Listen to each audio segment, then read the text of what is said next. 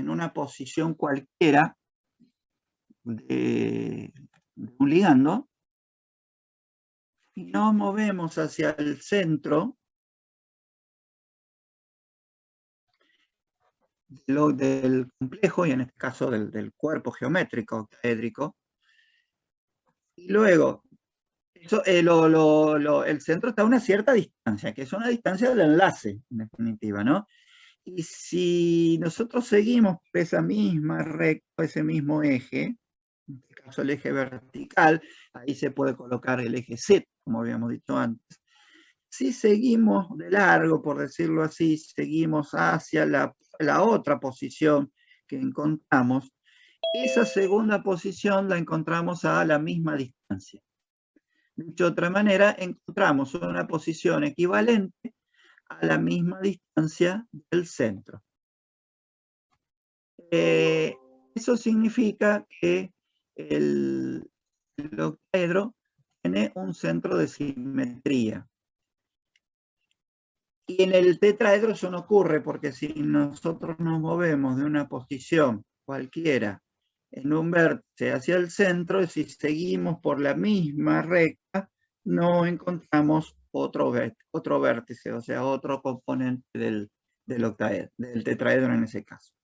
Por lo tanto, octaedro presenta centro de simetría, tetraedro no presenta centro de simetría. El centro de simetría también se suele llamar centro de inversión.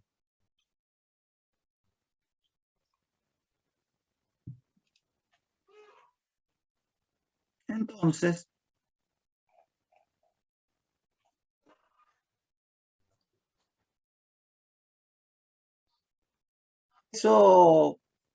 esa presencia de centro de simetría o no puede ser importante, y de hecho lo es en esta cuestión de la isomería. La isomería es un fenómeno que se presenta, que incluso ustedes van a ver también más en detalle y con algunas propiedades de los isómeros en química orgánica.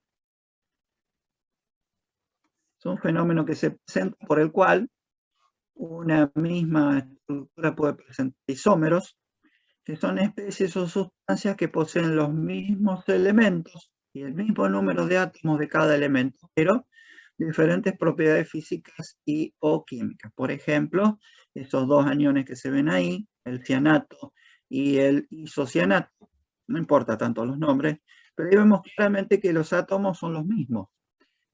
Mismos elementos, mismo número de átomos de cada elemento. Sin embargo, así como están indicados ahí, la estructura es diferente porque están unidos diferentes. Es decir, en el cianato, el carbono unido al nitrógeno está en el centro y a su vez el nitrógeno está unido también al oxígeno. Y en el isocianato está el carbono en el centro. Son los mismos átomos, exactamente, pero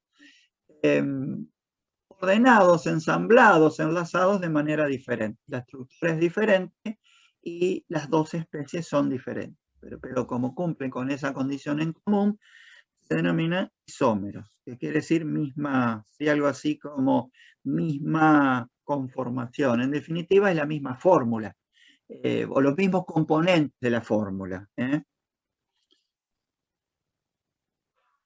Existen distintos tipos, formas en que se puede presentar la isomería. O dicho de otra manera, directamente distintos tipos de isómeros. Nosotros vamos a ver dos tipos de isomería. Acá lo vamos a aplicar a los complejos, que obviamente no son las únicas, pero van a servir simplemente para ilustrar el concepto de isomería. Son dos casos distintos de isomería, son dos formas distintas de isomería. Una es la isomería geométrica y otra es una isomería denominada de tipo estructural, y dentro de tipo estructural, específicamente del tipo de ionización. Y como dice ahí, no son las únicas formas, nosotros vemos esas.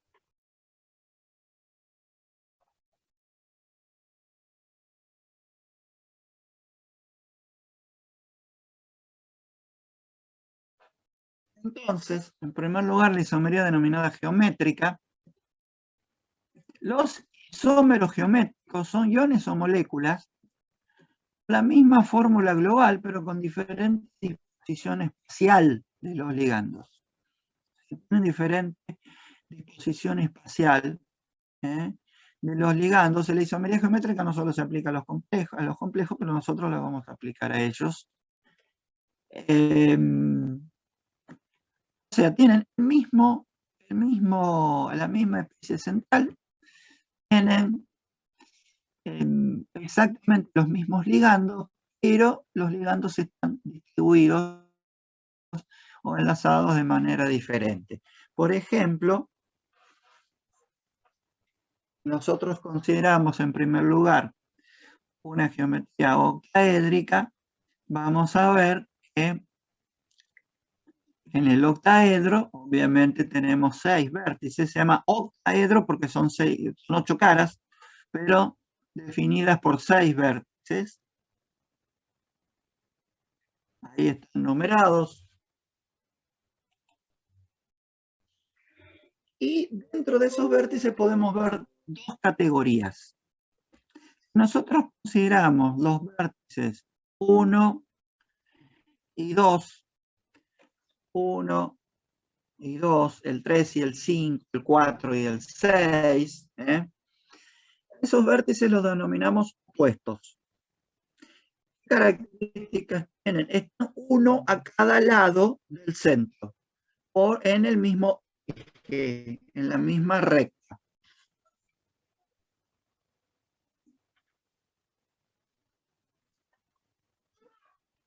El 1 está del otro lado con respecto al 2, separados en un octaedro perfecto, separados a la misma distancia. Estos vértices son opuestos.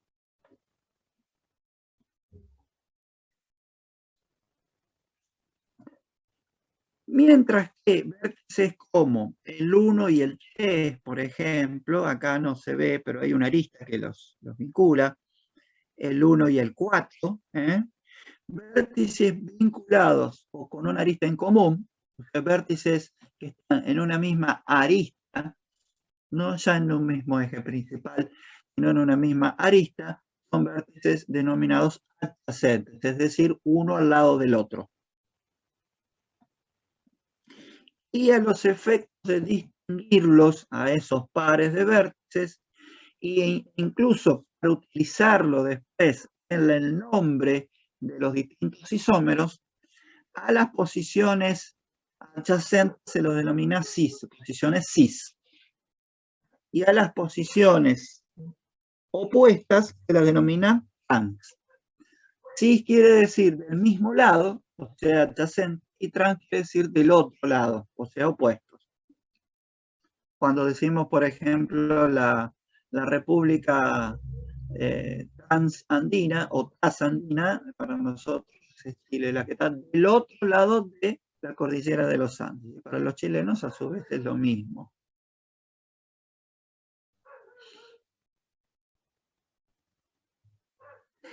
Esas 2 diferentes categorías de pares de vértices, fíjense que hay 3 pares de vértices opuestos y hay varios pares de vértices adyacentes.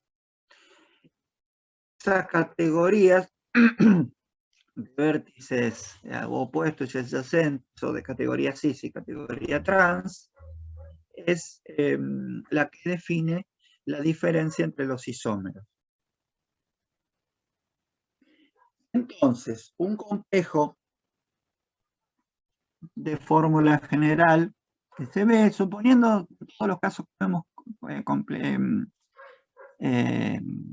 ligandos monodentados, aunque obviamente lo que importa son las posiciones de los átomos donantes y también podrían considerarse ligandos polidentados.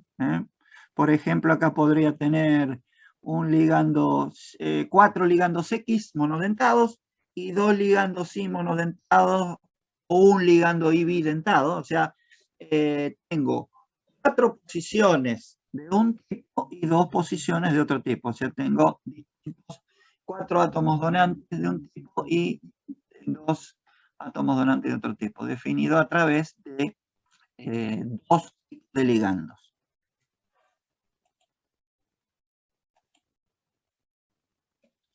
Existen dos representaciones espaciales distintas, isómero cis e isómero trans. O sea, esa cuestión de cis y trans, esa cuestión de diferencia entre vértices opuestos y vértices adyacentes, se traduce, en este caso, en dos isómeros. El isómero cis y el isómero trans, donde se observa que en el isómero cis los dos ligandos I están ubicados en posiciones adyacentes.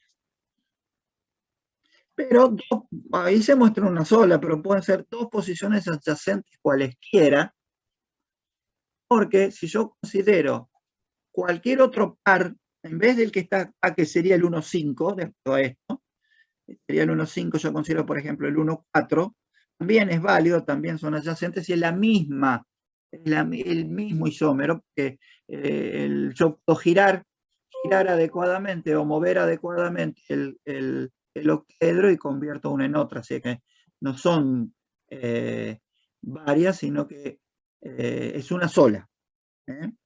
Pero la otra, que es con ligando sí en vértices opuestos, es una disposición diferente. O sea, yo, todas las opciones que tengo de poner I, los dos I, en cualquier par de vértices adyacentes son todas equivalentes. Pero, a su vez, las tres opciones de vértices opuestos también son equivalentes entre sí. Ahora, la opción con vértices adyacentes y la opción con vértices opuestos no se pueden convertir una en la otra. O sea, son diferentes. Eso significa que si yo muevo, por más que mueva el octaedro en cualquier posición, el de la izquierda, siempre van a estar en posiciones adyacentes. Y lo mismo para la opción trans. Por lo tanto, son dos posibilidades. Que representan estructuralmente a dos isómeros diferentes, a dos especies diferentes. Y las especies son diferentes, aunque puedan tener características en común. Entonces tenemos el isómero cis y el isómero trans. ¿Puedo volver un segundo a la diapositiva anterior, porfis? ¿Cómo no? Ahí está, gracias. Muy bien. A su vez, otro caso, como sería un complejo ya con 3 ligandos, en vez de tener 2 ligandos Y, tiene los 4 ligandos X, pero en vez de tener 2 ligandos Y, tiene un ligando Y y un ligando Z para completar una geometría octaédrica.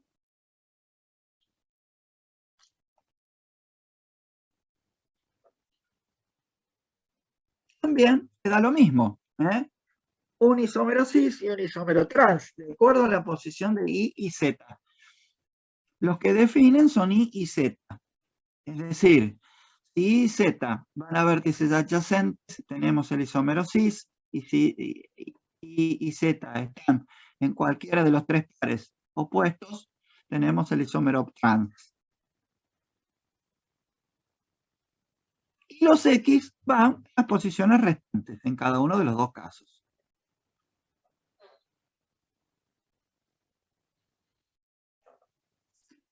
Después podemos tener otras variantes de complejos octaédricos. Desde ya que obviamente un complejo octaédrico de los que nosotros denominamos homoléptico, es decir, con todos los ligandos iguales, obviamente no puede presentar isomería porque si todos los ligandos son iguales, todas las posiciones son equivalentes y no hay diferencia, no puede haber diferenciación entre distintas posiciones. O sea, un ligando MX6, por ejemplo, es muy claro que no va a presentar isomería. En este caso es otro complejo con 3 ligandos diferentes, con 2 ligandos de cada tipo, siempre considerando ligandos monodentados, pero puede ser también, el fenómeno de isomería también se puede dar con ligandos bidentados o polidentados. Y acá tenemos más opciones, porque tenemos ya una distribución diferente a la que habíamos visto antes, y en este caso podemos llegar a tener hasta 5 disposiciones diferentes, que esto se hace solamente a título ilustrativo, esto no va a aparecer nunca en ninguna evaluación o examen, que les pidamos para un complejo de este dar los isómeros. A lo sumo le podríamos pedir muy de última un ligando, un isómero, uno de los isómeros, o 2 de los isómeros, pero de todos modos sí tenemos que saber que esta estructura, esta combinación de M y ligandos presenta isomería.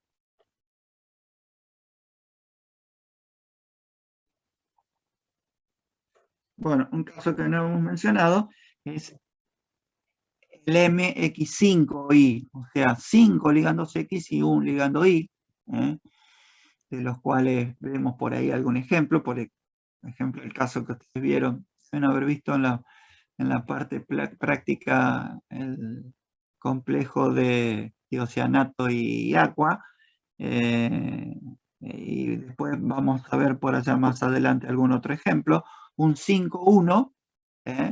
La pregunta es, no para responder ahora, no, si un 5,1 tiene isomería geométrica o no. Entonces anoten eso para después trabajarlo ustedes. Una pregunta cortita, eso es bien cortito. ¿El 5,1 tiene isomería o no?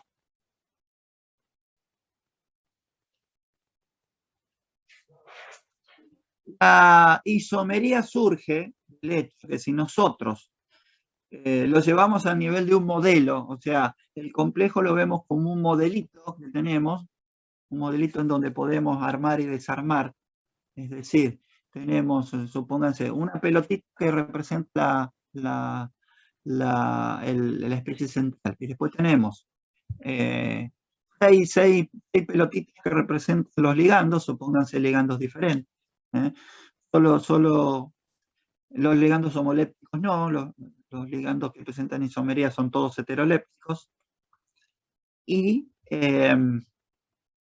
nos ponemos a armar y desarmar este modelito. Ahí podemos ver fácilmente cuáles son las posibilidades. Si las distintas posibilidades, cuando armamos ese modelito, armamos las distintas opciones con una misma pelotita central y las mismas pelotitas que corresponden a los ligandos, si las distintas opciones son todas equivalentes, que significa que si movemos el octaedro, convertimos una en otra, entonces no hay isomería, y si tenemos por lo menos 2 opciones diferentes, sí hay isomería. En el caso de los complejos tetraédricos ahora,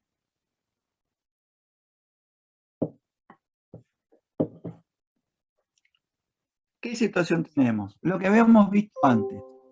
No hay centro de simetría.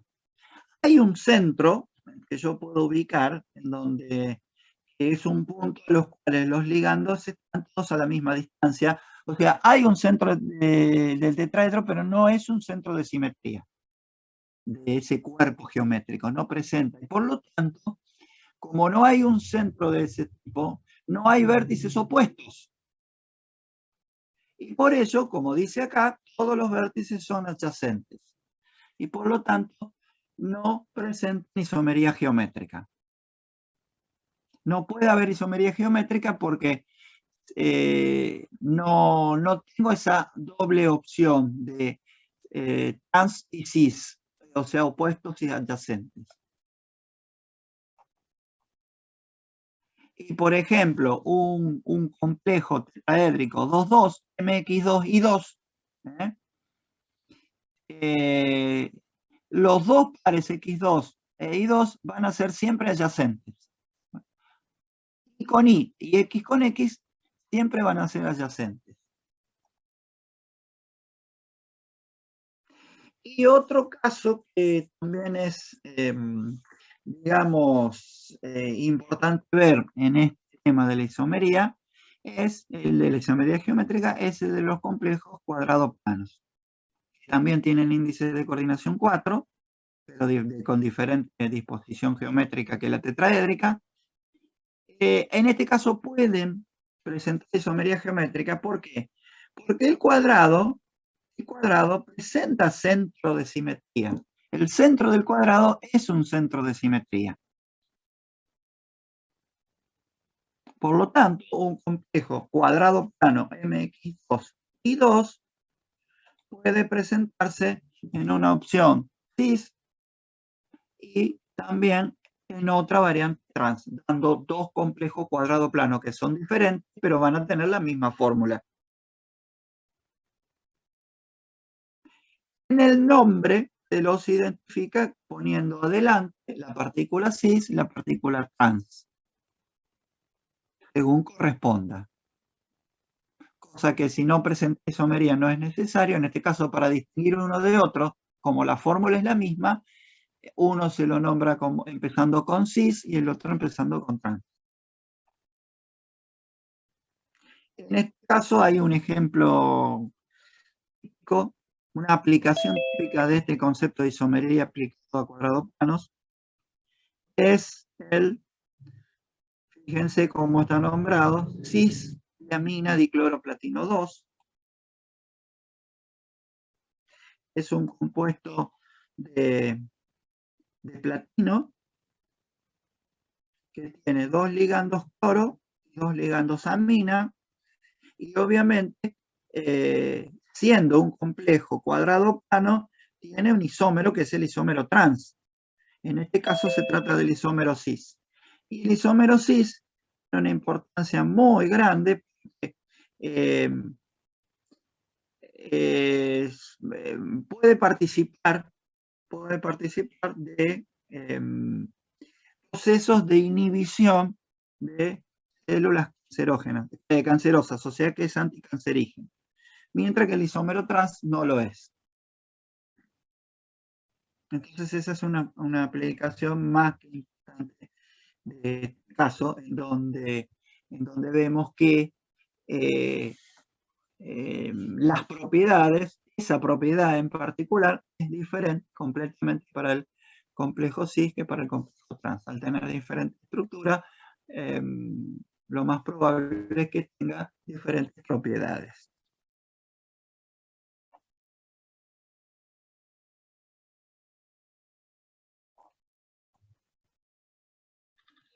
Ahí vemos justamente los dos complejos que mencionábamos antes.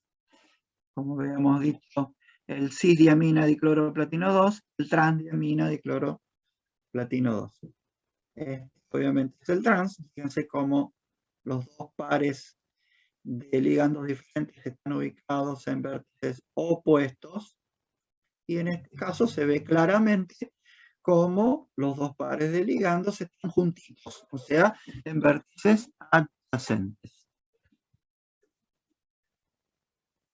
Acá se ve muy claramente la diferencia, y se ve también claramente cómo los componentes son exactamente los mismos, y por lo tanto la fórmula es la misma, y en el nombre se los distingue con la partícula cis o la partícula trans. Incluso hay una costumbre de poner en la misma fórmula, o sea, como la fórmula tampoco se puede distinguir, ponerle cis adelante de la fórmula o trans. No solo usar cis y trans para el nombre, sino usarlo también para distinguir la fórmula.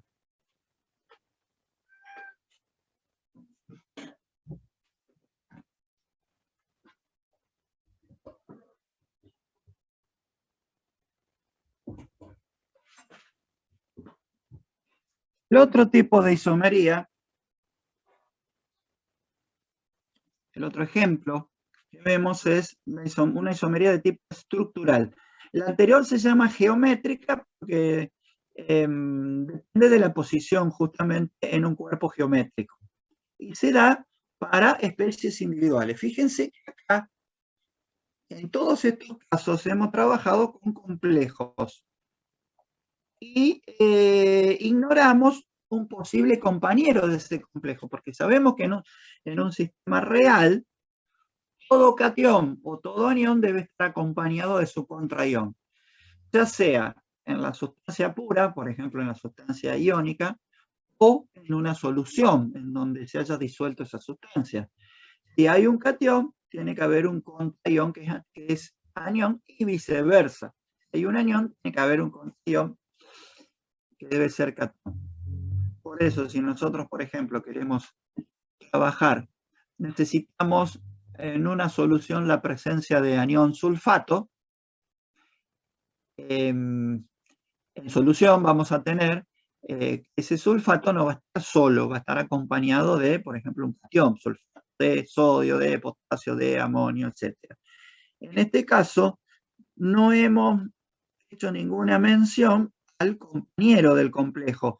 O sea, a un posible compañero de ese complejo nos hemos remitido simplemente a estudiar al complejo. O sea, la isomería geométrica es un fenómeno estrictamente del complejo. En cambio, la isomería estructural involucra a todos los componentes de la sustancia.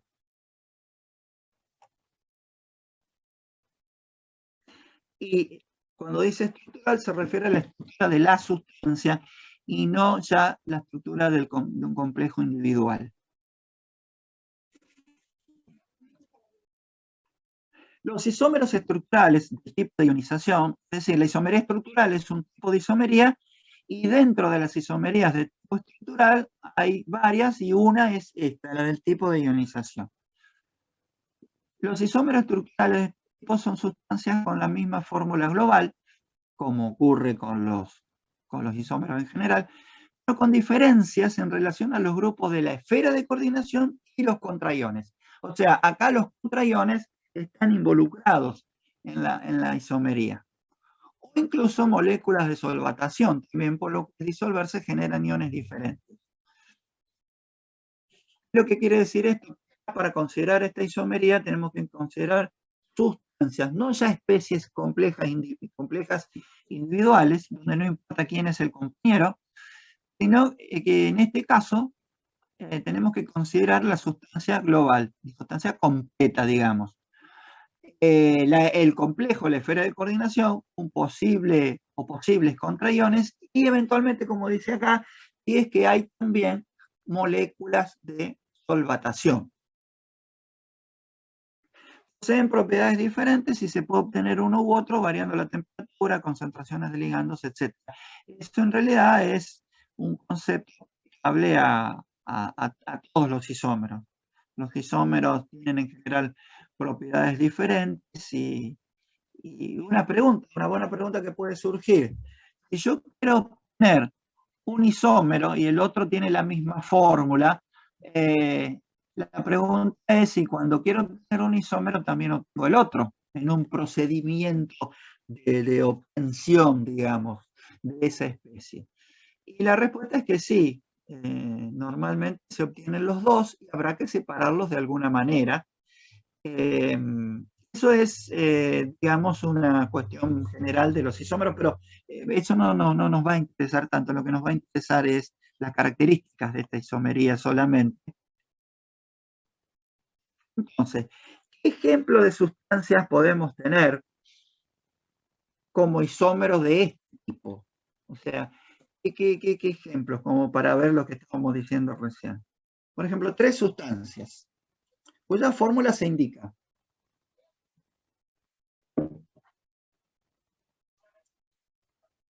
Y están dadas las sustancias, obviamente, cuando decimos la fórmula de una sustancia, es la fórmula completa. Cada componente individual que pueda aportar esa sustancia, por ejemplo, típicamente anión y catión, es una especie química, o sea, un anión, un catión, una molécula, es una especie química, es un individuo químico. En este caso, están indicados, fíjense, los corchetes que aparecen son indicativos muy claros que se trata de una parte compleja y la otra parte fuera de la esfera de coordinación. Fíjense que pueden ser contraiones, que en este caso son cloruros, son aniones cloruros, no son ligandos cloro, que son aniones externos a la esfera de coordinación, entonces son típicamente ligandos aniones cloruros. Y además, en las dos, en la segunda y en la tercera, hay también, formando parte de la fórmula, de la estructura de esa sustancia, moléculas de hidratación, moléculas que en general se llama de solvatación. Cuando en una sustancia iónica, además del anión y del catión, hay moléculas de solvente, típicamente agua, moléculas polares, insertas en la estructura, esa sustancia se llama un hidrato, en términos generales un solvato. Puede ser típicamente agua o en algunos casos también se mete alguna molécula del amoníaco en la estructura, a un amoniato en ese caso, y esas moléculas de agua están metidas, intercaladas entre los cationes y aniones y orientadas según sus extremos polares, sus extremos eléctricos, sus extremos positivos y negativos. Obviamente los extremos negativos de estos dipolos, de estas moléculas de hidratación, están orientadas hacia los cationes y la parte positiva hacia los aniones. Y una característica es que tienen una determinada proporción. Fíjense que en la segunda hay una molécula de agua por cada unidad de la sustancia, y en la tercera hay 2 moléculas de agua por cada unidad de la sustancia. Bueno, esto para detenernos un poco de por qué hacen esas moléculas de agua ahí. Pero forman parte de la fórmula y hay que tenerla en cuenta para la isomería. Entonces, así como están escritas estas fórmulas o con la fórmula que vemos, acá las 3 fórmulas, ¿qué observamos? En todas hay un átomo de cromo, en las 3 hay 3 cloros, en definitiva, 3 cloros en las 3. Pueden estar repartidos, en este caso solo contraiones, en este caso ligando y contraión, en este caso también ligando y contraión, pero hay 3 cloros, en definitiva, en la fórmula. Un cromo, 3 cloros. Hay 3 conjuntos OH2, o sea, 3 unidades que pueden ser ligandos aqua o moléculas de agua de hidratación. Son 6. Acá son 6, en el segundo 5 y 1, y en el tercero 4 y 2. Pero son 6. Quiere decir que en definitiva hay 12 hidrógenos y 6 oxígenos. Un cromo, 3 cloros, 12 hidrógenos y 6 oxígenos en las 3 fórmulas. Pero obviamente están distribuidos de maneras diferentes. En este caso, entonces, se cumple eso. Estas 3 sustancias son isómeros. Pero no son isómeros las partes complejas solamente. Fíjense que si uno observa solo lo que hay entre corchetes, evidentemente las 3 partes complejas, evidentemente son cationes porque el contraión es anión, las 3 partes complejas no son isómeras entre sí. Los isómeros son las sustancias completas.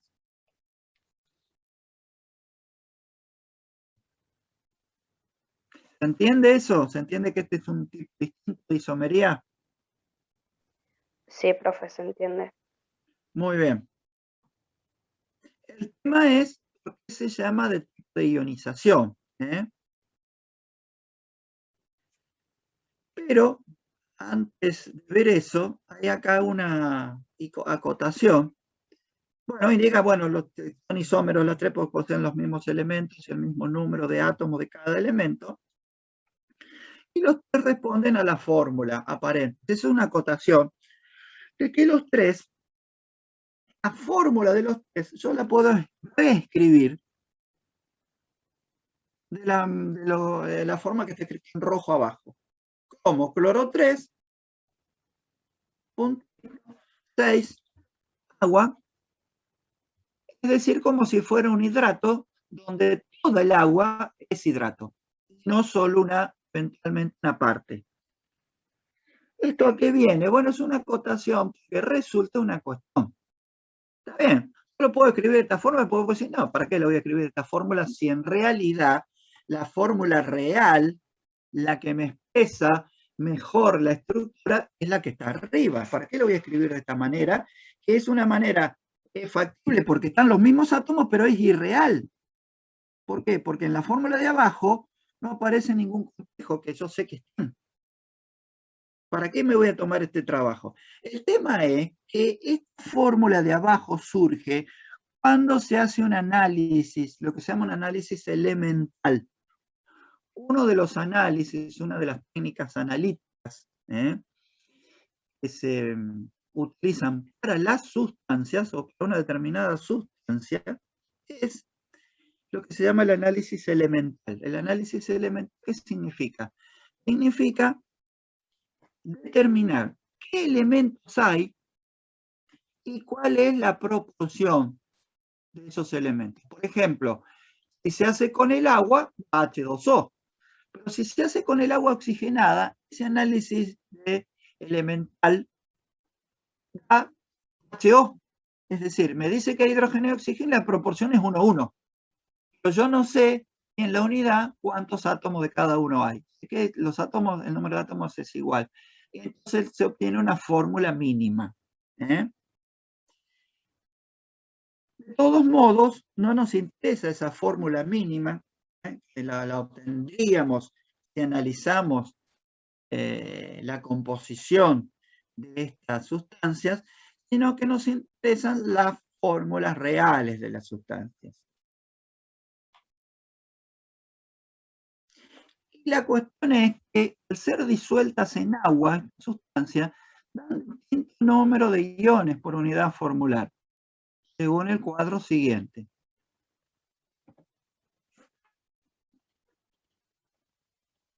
Bueno, y ahí en ese cuadro se observa que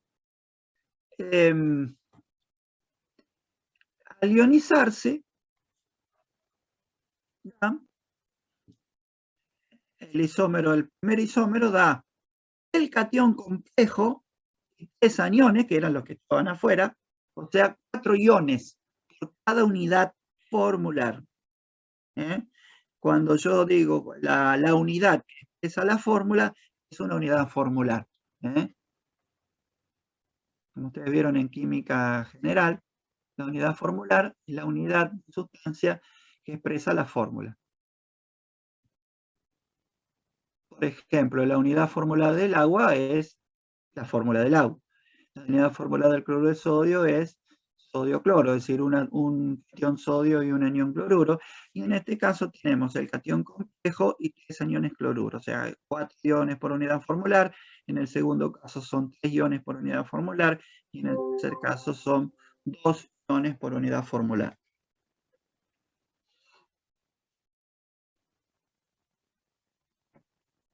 Y una vez que están en solución, van a esa solución, o esas soluciones tienen distintas propiedades debido a que son distintas sustancias a pesar de tener los mismos átomos. Por ejemplo, una solución de la primera sustancia es violeta.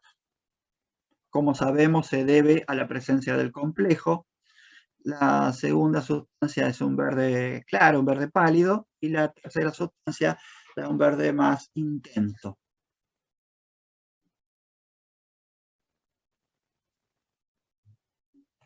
A su vez, otra propiedad que los diferencia, esta sí es una propiedad típica de la presencia de iones, es la conductividad en la solución.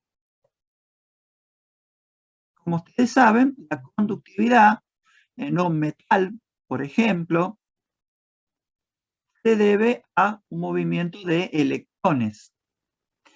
Y la conductividad en una sustancia iónica o electrolito fundido o en solución se debe a la presencia de iones.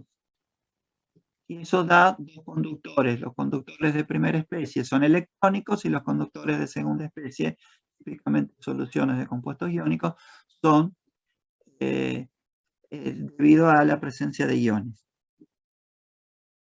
Son conductores iónicos. Y en este caso, considerando una misma concentración para poder comparar, la sustancia que aporta más iones es la que da una solución con mayor conductividad. Y la que aporta menos iones, que es la tercera, da una solución con la menor conductividad. Entonces así se diferencian, se ve diferentes propiedades para estas sustancias que tienen en común los mismos átomos, y por lo tanto son isómeros. Este tipo de isomería se denomina entonces isomería de un tipo estructural, en este caso de ionización, porque si bien tienen los mismos átomos, al ionizarse dan un conjunto de iones diferentes.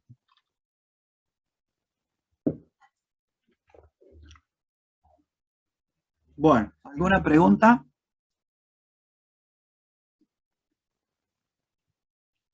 Profe, en el examen nos pueden llegar a tomar algo de isomería estructural. Sí, pero Nos matan. no, pero enfocado son preguntas sencillas. Lo que pasa es que hay que comprender, lo primero que hay que hacer es comprender. Una vez que uno comprende el concepto, después puede manejarlo. Sí, mi miedo no es que me pidan teoría, digamos, yo entiendo de qué se trata y todo, sino que te den un isómero y buscado de isomería estructural. O sea, esas cosas serían, digamos, mi miedo. Que una ejercitación, digamos. Claro. Sí, pero si por ejemplo yo te doy, qué sé yo, el primero, y te digo, bueno, escribir un posible isómero, manteniendo la geometría octaédrica para hacerlo fácil. Y bueno, le sacás, fíjate, podés, metés un cloruro adentro y sacás un agua. El agua la pones afuera, si el agua la pones afuera, la pones como hidratación. Claro. Chanta, que es lo que pasa en el segundo, por ejemplo. Al pasar del primero al segundo, fíjate, saco un agua de adentro, la meto afuera. Y un cloro de afuera lo meto adentro para mantener la isomería. Para mantener la geometría octaédrica. Exacto. Y el agua, pero si saco el agua afuera, ¿cómo la pongo? Como hidratación. La forma que pueden estar las moléculas polares formando parte de sustancias. Y el tercero, ¿qué es? Saco dos de arriba, y lo coloco, dos cloro, lo coloco como ligando cloro, y voy a sacar dos aguas de adentro, dos ligandos agua, lo meto afuera como dos aguas de hidratación. Y puede pasar que en lugar de agua, por ejemplo, tengamos amoníaco y también lo saquemos afuera de la misma forma. Como sí, daría un amoniato, es factible, sí. Digamos, no sabemos si en ese ejemplo se va a dar realmente, pero como predicción es factible, sí, amoniato. Claro. Sí. Es preferible sacar aguas, pero podría, es una posibilidad, ¿sí? Se llaman amoniatos, esos. Son mucho menos frecuentes que los hidratos. En general se llaman solvatos. Son menos frecuentes los hidratos, pero es factible a la hora de predecir y de jugar un poco, porque esto es como yo les decía, esto es como si tenés un modelito para armar y desarmar. Vos sacás de acá, sacás un agua de adentro, la pones afuera, y un cloro de afuera lo pones adentro y listo. O dos. Ahí ya tenés armado tu isómero.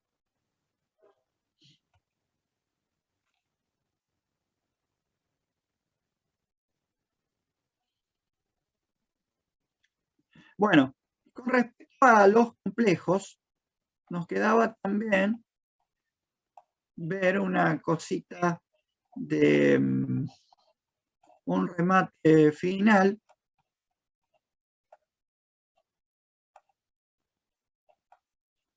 respecto de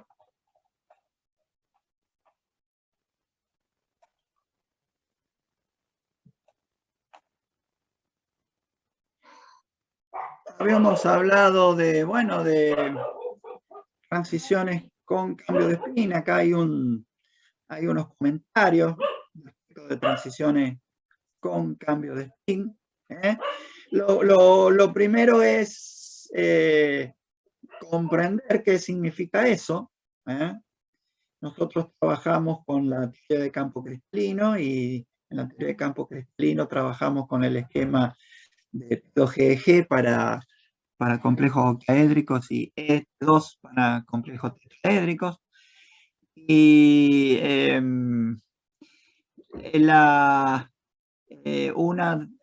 ese esquema, cuando colocamos los electrones, una transición con cambio de spin cambia el número de electrones desapareados, y una transición sin cambio de spin mantiene el número de electrones desapareados. Recuerda lo que yo les dije la otra vez, de que si ustedes tienen un par bajo, es decir, en un mismo orbital T2G, tienen dos electrones, o sea, uno simbolizado flechita para arriba y otro simbolizado flechita para abajo, ustedes trasladan uno de flechita para abajo y lo dejan arriba como flecha para abajo, sigue funcionando como si fuera un par y no aporta al spin.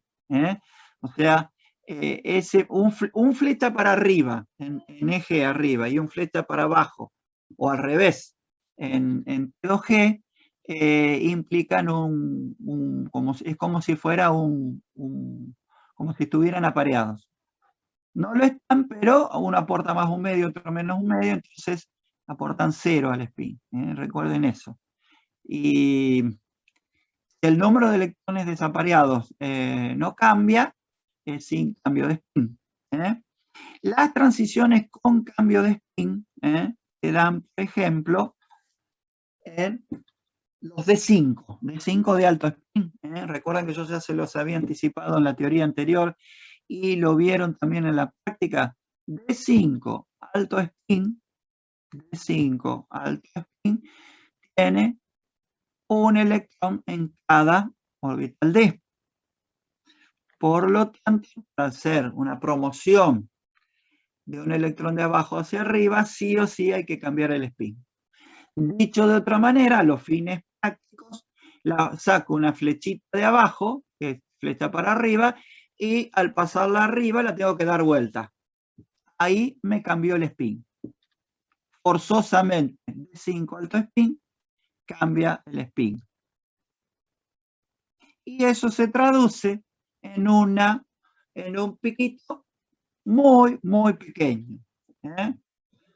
Si nosotros les describimos, en vez de mostrarle el espectro, en el espectro va a aparecer un piquito muy chiquitito, apenas visible, y si se lo decimos, se lo describimos con palabras, vamos a decir de muy escasa altura o muy pequeño.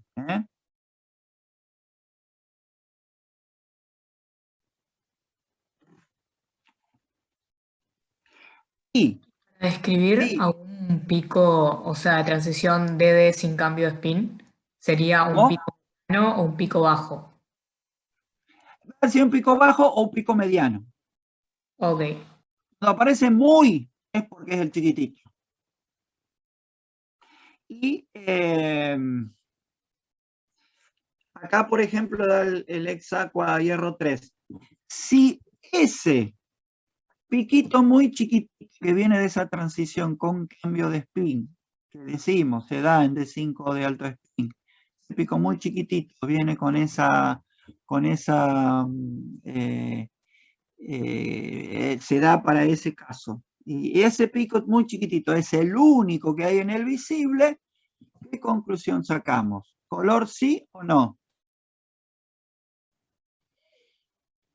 Sí. Color sí. Intensidad. Baja. Muy pálido. Muy pálido, ahí vamos a decir muy pálido.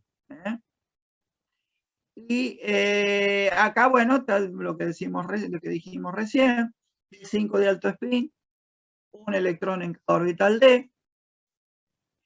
Entonces el único modo de que haya absorción de energía consiste en que un electrón de un orbital T2G ascienda a un orbital G, donde debe sí o sí aparearse. Eso desde el punto de vista de las transiciones de D. Pues no se olviden que están las otras transiciones en V, o las transiciones altas, las transiciones de absorción muy alta. Ello produce un cambio de spin, proceso que posee una probabilidad muy baja y le corresponde muy baja absorción. Y ese es muy chiquitito. Entonces se dice que es una transición de spin prohibido. La prohibición viene de la teoría, implica una baja absorción y por ello, en tales casos, el color es muy pálido o casi inexistente.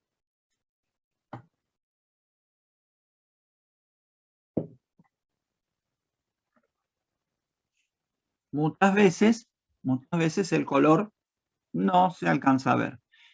Otro ejemplo, además del hierro 3, que es de 5, del hierro 3 de alto spin, que es el de 5 de alto spin, es el manganeso 2, que es de 5, y cuando es de alto spin, también. Por ejemplo, el hexacuamanganeso 2, el catón, típicamente cuando el permanganato se reduce a ese manganeso 2, da prácticamente solución incolora, aunque en realidad en determinadas ciertos compuestos de manganeso 2 que pueden dar concentraciones altas en la saturación, puede llegar a verse un color rosado, muy pálido, pero en esa circunstancia típica de la decoloración del permanganato pasando a manganeso 2, no se observa. Es decir, que en estos casos puede que el color no se observe directamente de tan pálido que es.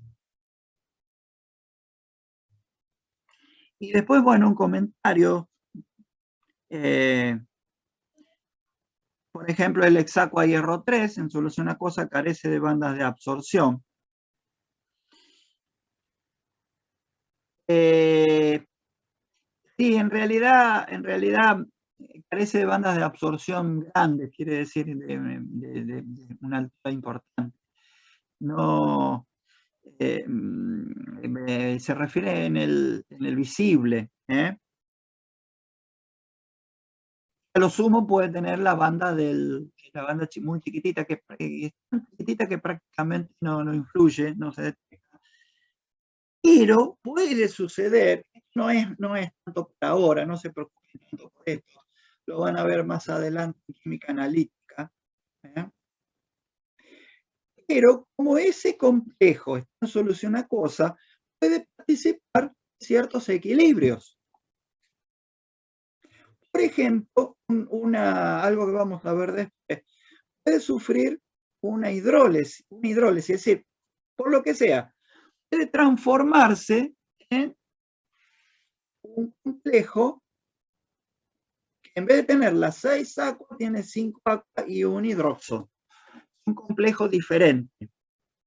Y este sí presenta absorción. Entonces, como el complejo hexacua se transforma y queda en equilibrio con el otro, con el hidroxo, entonces es ese el que le da un cierto color, a pesar de que estos equilibrios no tienen una constante muy alta. O sea que el color puede venir de una especie resultante de una interacción química, de un equilibrio. Pero eso es es un comentario simplemente, y no lo vamos a profundizar acá. Bueno, y por último, una serie de algunas críticas a la teoría de campo cristalino. La teoría de campo cristalino, hemos mencionado algunas cuestiones, altibajos de la teoría, es decir, cosas buenas y cosas no tan buenas. Permite explicar estructuras y propiedades magnéticas, propiedades espectrales de algunas o de varias especies complejas, pero tiene sus falencias. Una falencia que le encontramos es que no puede explicar ciertos aspectos de la serie espectroquímica de ligandos. Sí puede explicar, o sí es coherente, compatible con la serie de cationes, de metales, pero no con la serie espectroquímica de ligandos. La serie espectroquímica de ligandos, que es basada o derivada u obtenida de evidencia experimental, tiene ciertos rasgos que son muy conflictivos para la teoría de campo cristalino. O sea, la teoría de campo cristalino en unos casos la pega y en otros casos no. De todos modos, es una teoría que ha subsistido. A pesar de esos problemas que tiene la teoría, es una teoría que ha subsistido. Y eso es un hecho que debe llamar la atención.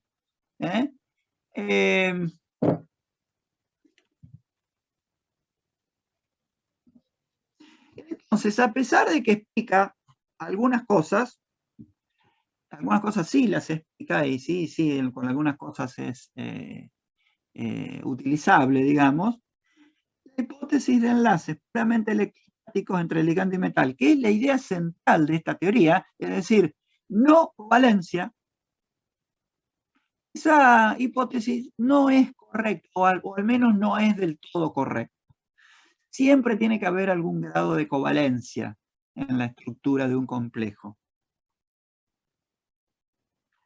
Sucede que la mayoría de los ligandos se comporta como si estuviera enlazado covalentemente con el hilo metálico central. ¿Esto qué significa? Los experimentos, la evidencia experimental acumulada, parece indicar más, o es más compatible con una situación de enlace covalente. Más que iónica pura. Por supuesto que puede haber cierta polaridad de los enlaces, pero no una situación extrema de un enlace puramente electrostático como propone la teoría de campo cristalino. La teoría de campo cristalino propone una situación extrema, no covalencia.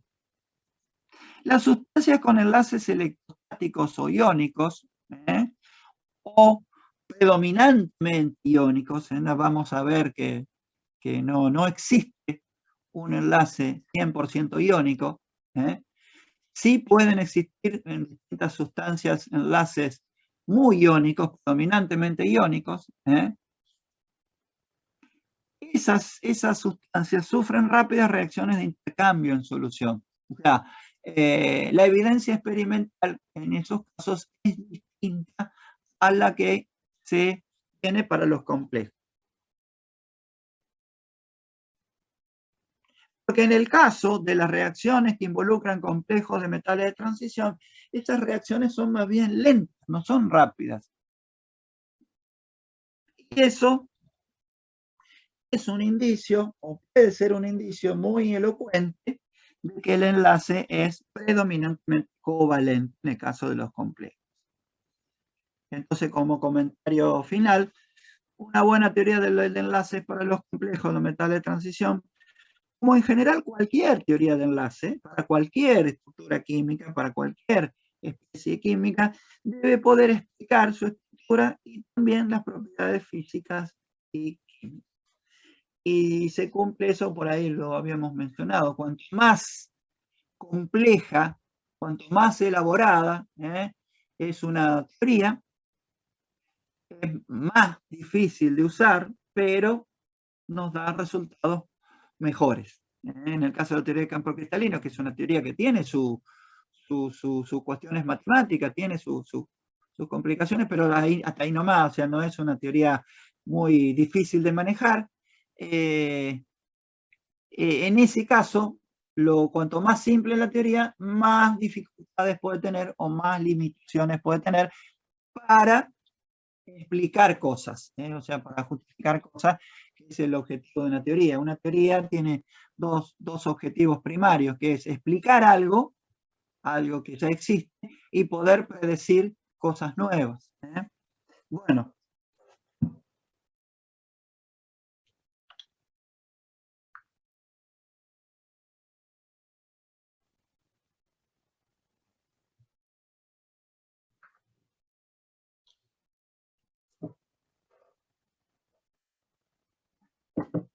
Muy bien, ¿alguna pregunta?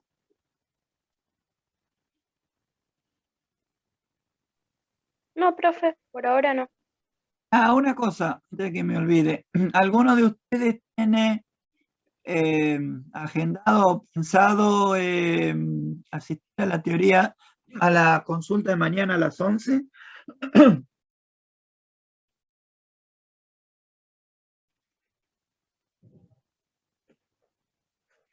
Bueno, en todo caso no importa si no lo tienen definido. No, lo que yo le quería decir, pues les voy a mandar un mensaje por vía entorno, que mañana la tengo que suspender a la consulta. La voy a pasar al jueves. Y en todo caso, cualquier cosa, si ustedes tienen alguna dificultad, escríbanme pues, mándenme un correo. Dale, profe. Bueno, entonces, con esto terminamos esta parte de complejos. Bueno, con respecto a esta cuestión de la teoría de campo cristalino, surgieron muchas teorías que sí tuvieron en cuenta los enlaces covalentes. Y para eso, ¿qué hay que considerar? En cualquier teoría de enlace que implique enlaces covalentes, como ustedes ya vieron, algo conceptualmente en química general, hay que considerar orbitales tanto del metal central como de los ligandos. Y bueno, las distintas teorías los consideran de distinta manera, pero sí o sí, cualquier teoría de enlace que considere covalencia debe tener en cuenta, es una cuestión obvia, ¿no? Que si es un enlace covalente es tengo que considerar los orbitales de las partes que se ensamblan, que se enlazan. Bueno.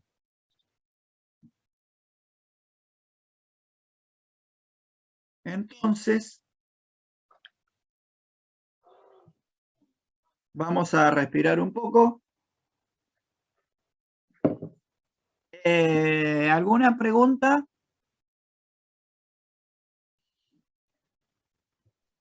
No, profe. No, Muy por bien. ahora venimos bien. Bien, muy bien. Sí, son todas estas cosas que cuando uno las estudia de última salen, pero hay que estar. O sea, por eso es importante el estudio continuado. Cuando uno hace un estudio continuado, se simplifica muchísimo respecto de esa costumbre que por ahí hemos tenido todos, prácticamente, o la mayoría, que me incluyo, de en algún momento estudiar muy encima de los exámenes, es decir, uno por ahí deja pasar el tiempo y bueno, y empieza a estudiar fuerte unas semanas antes de un examen o de una evaluación o un parcial, lo que sea.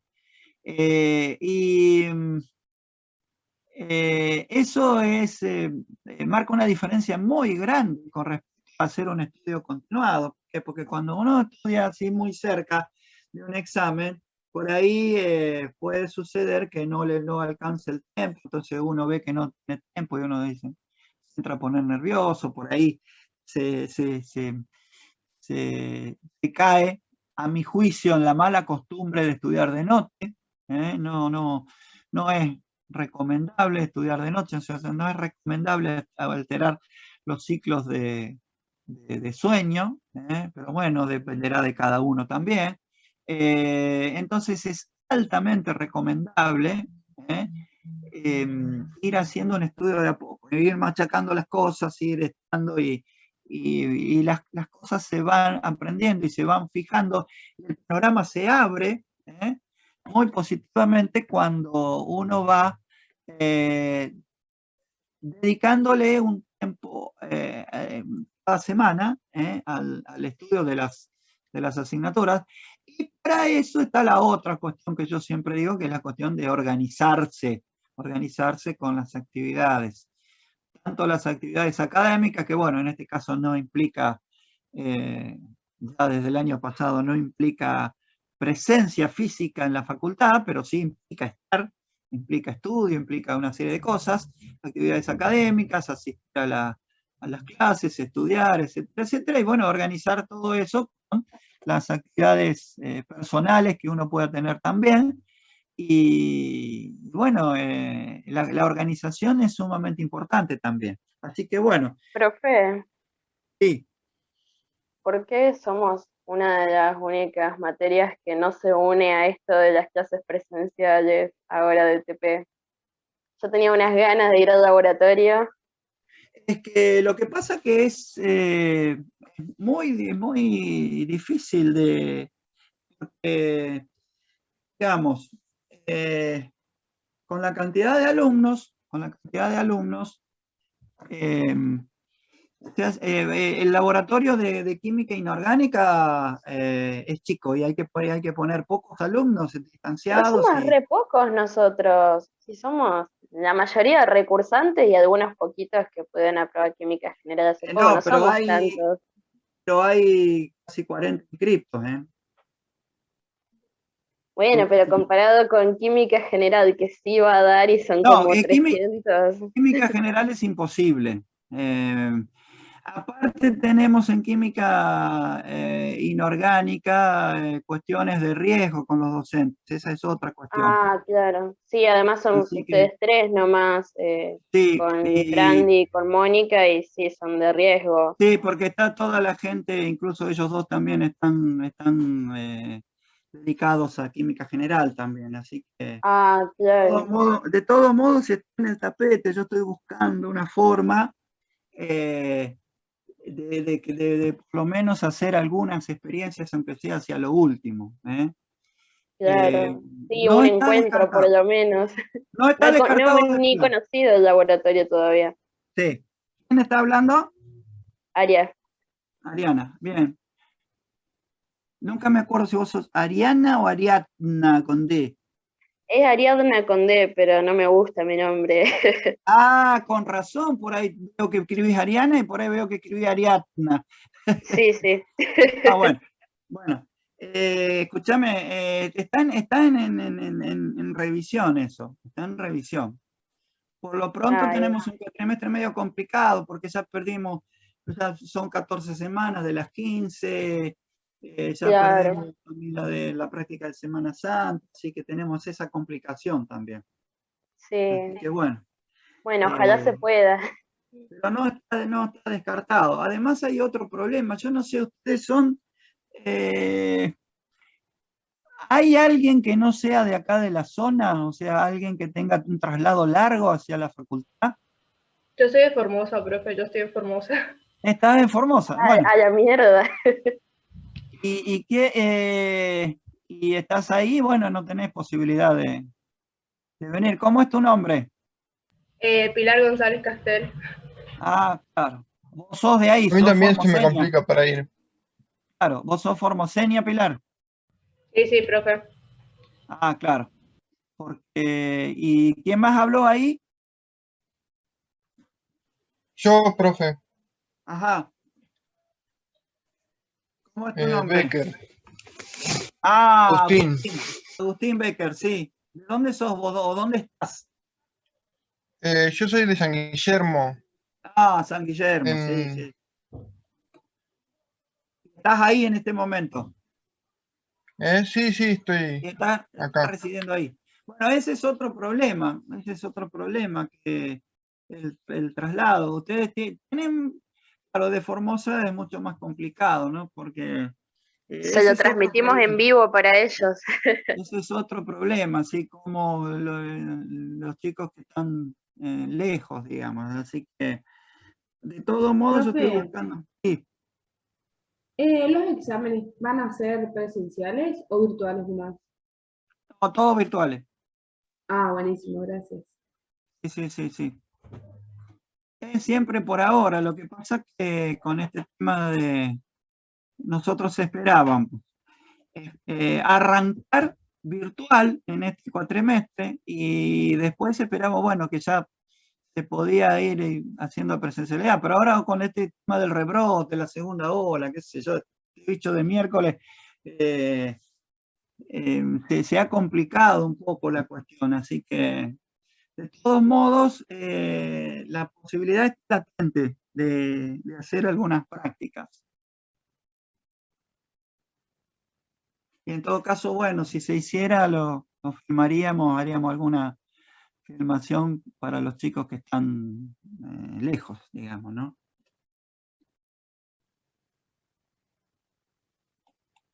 Bueno,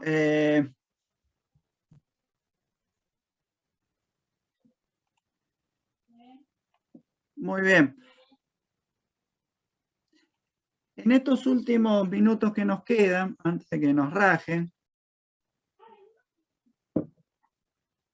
vamos a ir comenzando ya para ir arrancando la parte de hidrógeno y oxígeno de no metales.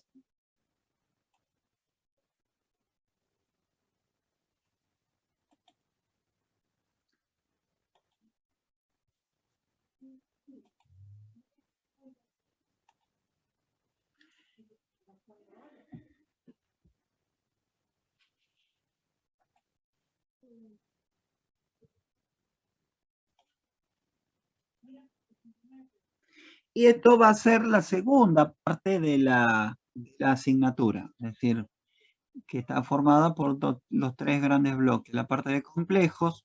La parte de complejos, como yo les decía en su momento, complementa un poco lo que habíamos visto en química general, principalmente el tema de las transferencias, consideradas como transferencias de partículas, de las cuales habíamos visto 3 casos, y se complementa con un cuarto caso, que sería cuando los complejos transfieren, o por ejemplo, yo tengo un complejo de un cierto M, y hay otro catión, y entonces el complejo le transfiere al catión sus ligandos, o se transfieren mutuamente ligandos. En ese caso hablamos de una transferencia de ligandos. La vamos a incorporar en este cursado. No solo la transferencia de iones hidrógeno, o la transferencia de iones distintos del hidrógeno, la transferencia de electrones, sino que le vamos a incorporar una cuarta transferencia, que es la transferencia de ligandos. Por eso vimos este primer bloque, que es de complejos, además de la importancia que tienen los complejos en química, incluso en áreas interdisciplinarias que están cada vez más solapadas, la química con la física, la química con la biología. Sin ir más lejos, la hemoglobina de la sangre, ustedes pueden leer en los libros, la hemoglobina de la sangre transporta el oxígeno se pega, se liga, realmente como ligando a un centro metálico que es hierro 2, y ahí aparece el famoso tema del hierro en la sangre, y es a través de una especie compleja, con una estructura muy complicada, pero un complejo al fin.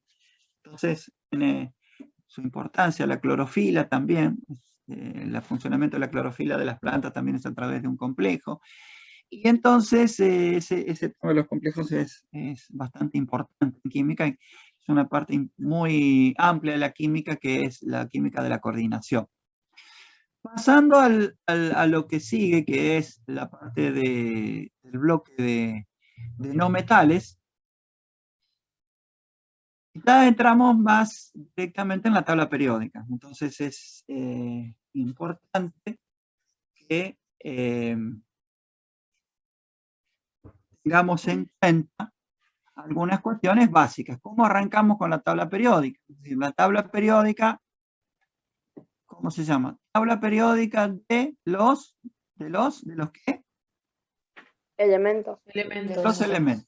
Tabla periódica de los elementos. Los elementos químicos. Entonces, lo primero que tenemos que tener en claro, este concepto muy básico y muy trascendental, que es el concepto de lo que es un elemento, porque la palabra elemento no se nos cae de la boca a los químicos, o los que estudiamos química, Entonces el concepto de elementos es muy importante tenerlo en claro. Y es un concepto bastante simple. ¿Qué es lo que ustedes tienen como idea de lo que es un elemento?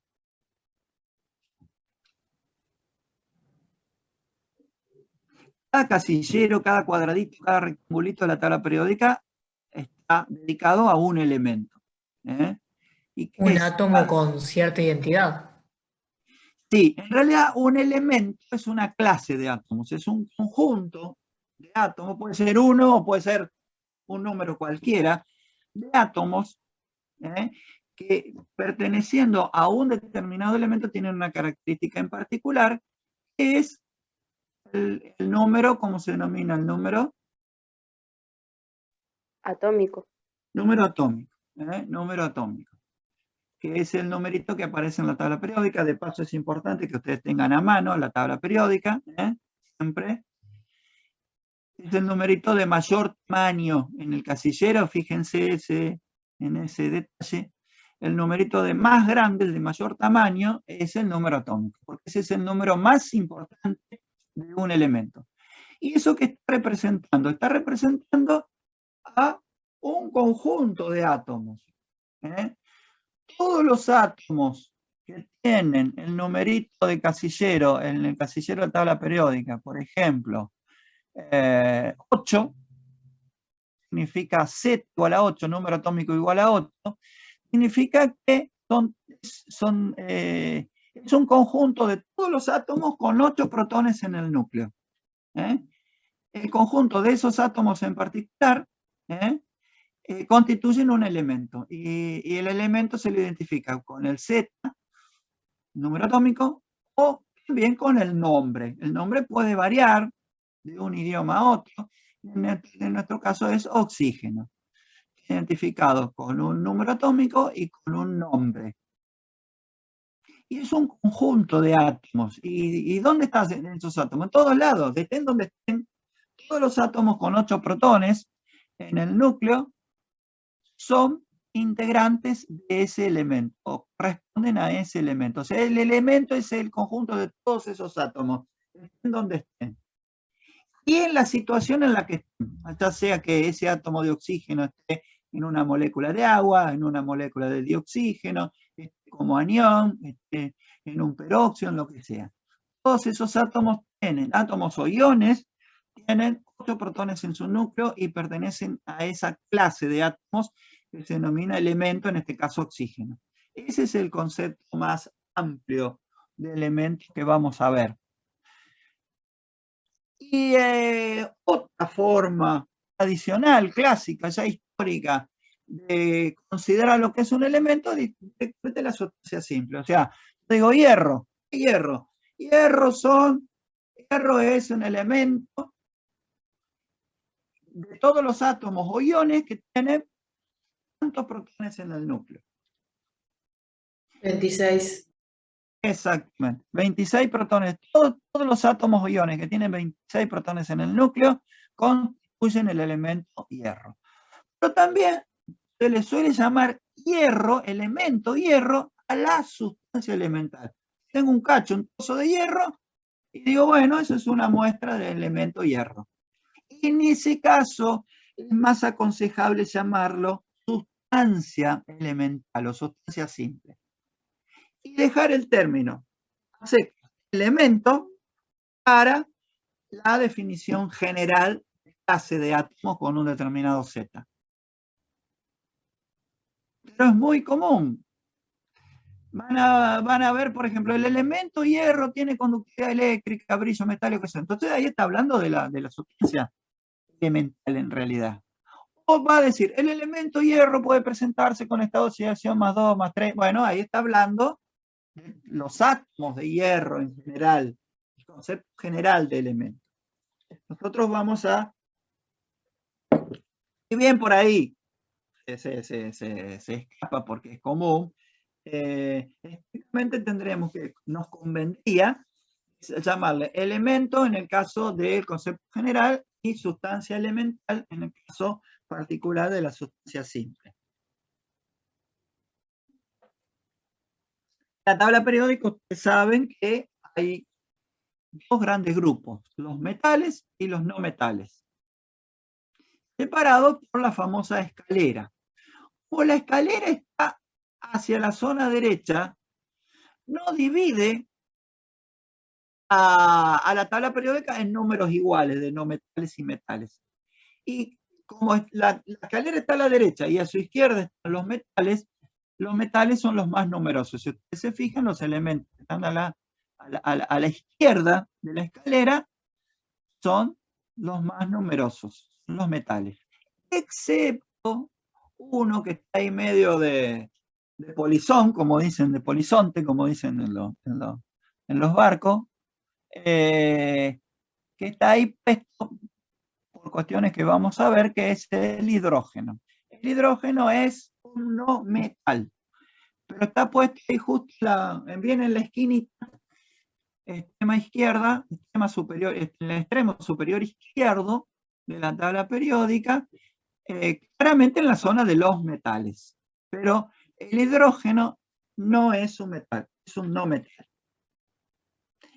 En términos generales, los no metales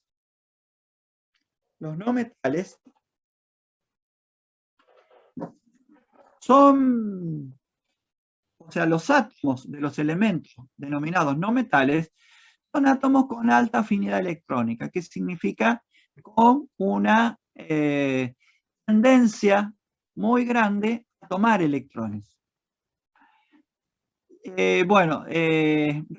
Repasen, estudien, porque hay algunas cosas que van a ser repaso de química general y otras varias que no.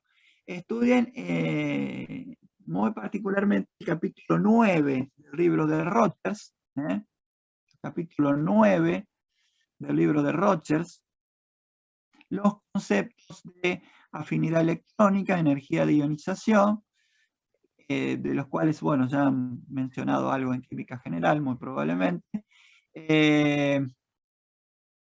están relacionados con la capacidad que tienen los átomos de tomar o ceder electrones, que esa es una propiedad sumamente importante de todo átomo.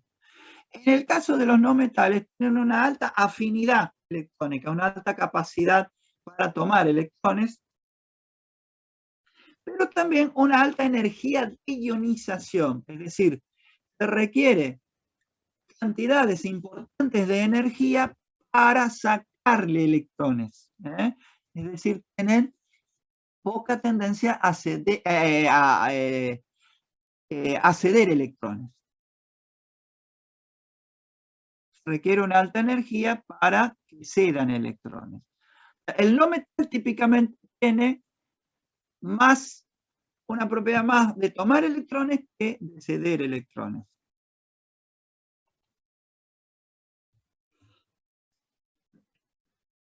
En realidad esas dos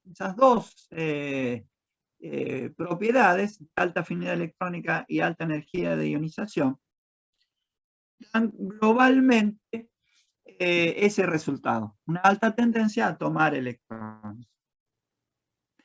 Por lo cual, pueden tener estado de oxidación positivos, pero solo unidos a otros átomos. Es decir, el estado de oxidación que esperamos, si tiene tendencia a tomar electrones, son estados de oxidación negativos. De todos modos, vamos a encontrar no metales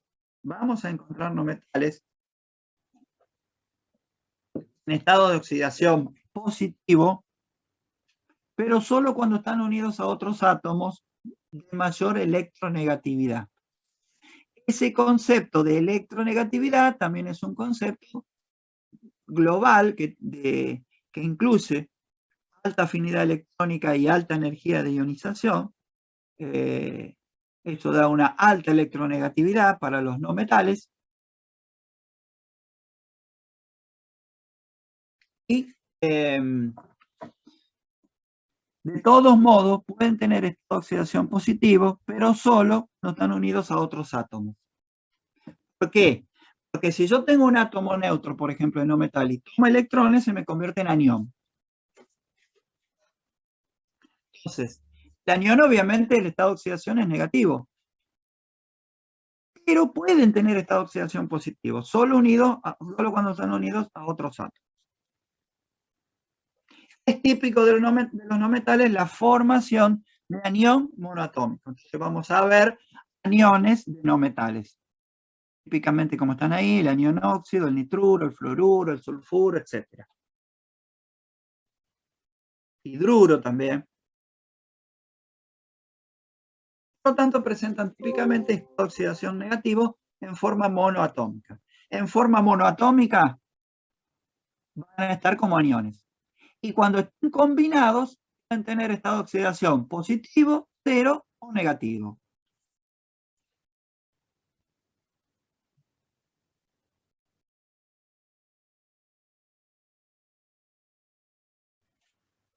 Bueno, acá se repite un poco lo que decíamos antes. Pueden tener estado de oxidación positivo, pero solo unido esto, bueno, esto hay que sacarlo porque está repetido. Pueden tener estados de oxidación positivos, pero solo unidos a otros átomos más electronegativos. Y en realidad, bueno, no sé por qué quedó, este primer pueden tener estado de oxidación positivo, habría que sacarlo. Si ustedes tienen impreso o algo, o tienen la posibilidad de tacharlo, táchenlo. Los metales tienen tendencias opuestas. Una baja energía de ionización, una baja afinidad electrónica, quiere decir que tiene baja energía de ionización, es decir, se necesita poca energía para sacarle electrones, porque ellos tienen tendencia a ceder electrones, y baja afinidad electrónica significa que tienen poca capacidad para tomar electrones. Y globalmente eso implica una alta tendencia a ceder electrones.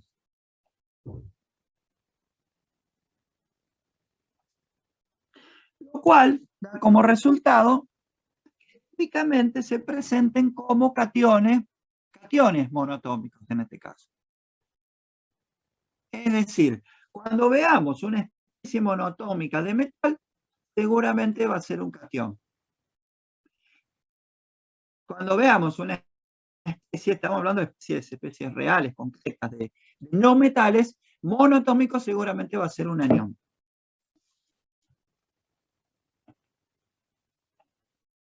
En este caso, obviamente, los cationes representan un estado de oxidación positivo en forma monoatómica. Y en este caso, es prácticamente inexistente la posibilidad de estado de oxidación negativo, salvo casos muy especiales que directamente no vemos. Hay ejemplos de estado de oxidación negativo para metales, pero son muy raros, muy especiales, y no ameritan verlo en un curso como este. Por lo tanto, lo más común es que vamos a ver a los metales como cationes. Entonces, el tema es, ¿qué es lo que estudiamos? ¿Cómo comenzamos el estudio de los no metales? Para comenzar el estudio de los no metales es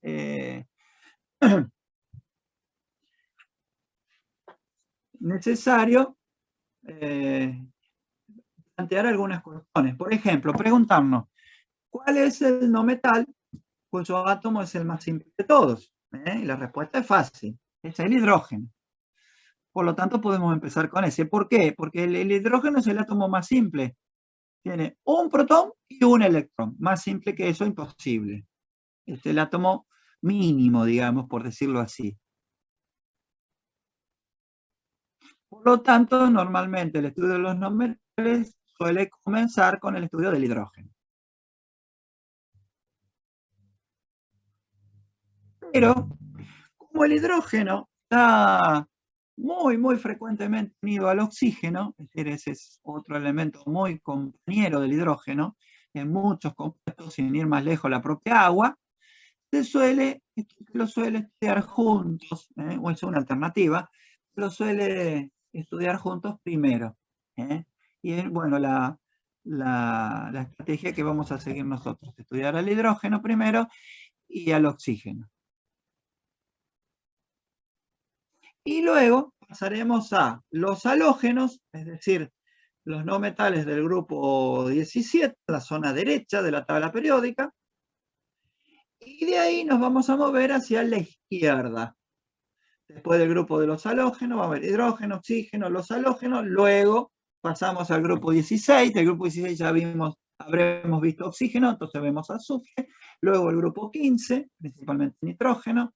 Luego el grupo 14, carbono y silicio. Luego el grupo 13, y en el grupo 13 vamos a encontrar el boro. Y una vez que vemos el boro, si bajamos en ese grupo, ya tenemos el aluminio. Y como ahí estamos justo en el tope de la escalera, al pasar de boro a aluminio, nos metemos en la zona de los metales, y el aluminio es un típico metal, y a partir de ahí entonces vamos a pasar a estudiar los metales más adelante, luego del aluminio los alcalinos terros, y finalmente los metales de transición.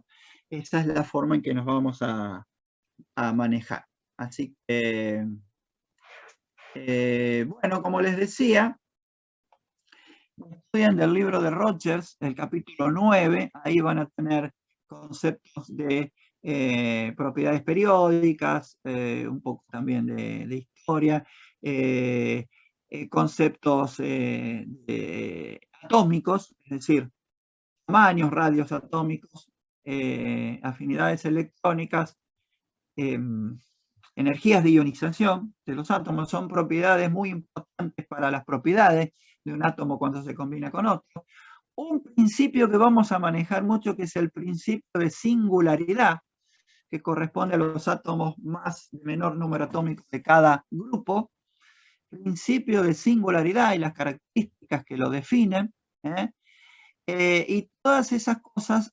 El concepto de carga efectiva también los vamos a utilizar. Y esos conceptos básicos van a ser muy importantes para el estudio que sigue de metales y no metales. Así que bueno, vamos a ir dejando por ahora.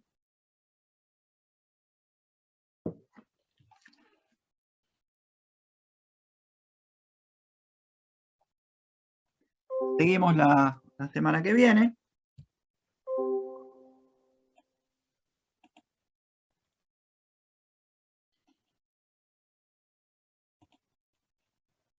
Seguiremos la semana que viene. Vuelvo a insistir, es muy importante que ustedes asistan a las 2 clases de la semana, más allá de los requisitos. Obviamente los requisitos los tenemos en cuenta, pero lo primero que tenemos que tener en cuenta como estrategia fundamental es asistir a ambas clases.